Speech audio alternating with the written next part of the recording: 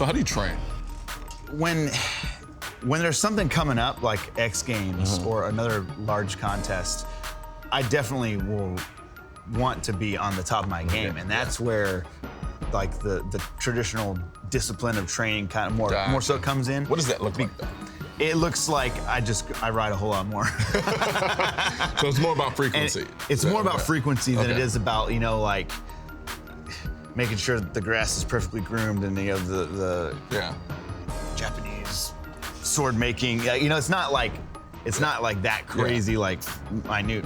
Injury wise, spleen. I ruptured my spleen in Sao Paulo, Brazil. That sounds painful.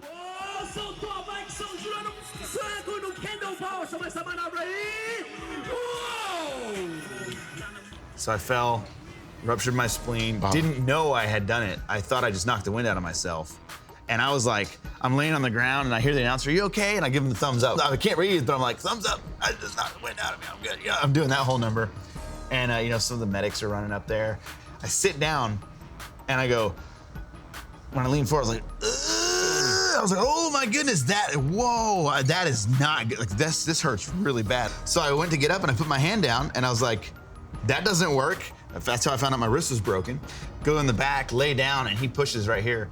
And I literally was just like, holy crap, dude. It feels like my arm is being torn off. Not just pulled, torn off. Like it felt so intense. And he goes, "You're going to the hospital, that's your spleen." And I was like, oh crap, I'm in Brazil.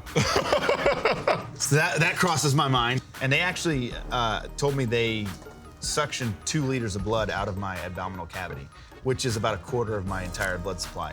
So I was actually pretty close to bleeding out and that was the end of the game from that one. So when did you get back on the bike? 10 weeks. 10 weeks. And it wasn't because of my spleen. My spleen was pretty much good, but it was because my wrist wasn't healed yet. Gotcha. I think it goes without saying. I know you say it's all for fun. You enjoy it. It's something you love to do. I get that.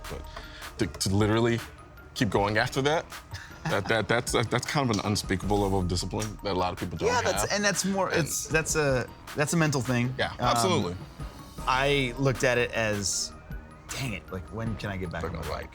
And I was, the first couple times I dropped in on because I crashed on a big ramp. Yeah.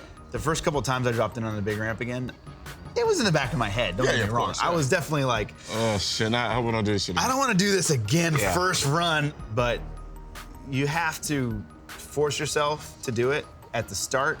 It's way harder to come back from that because that is a head game. That is the mental discipline we're talking about. That's something I consciously do after I get injured.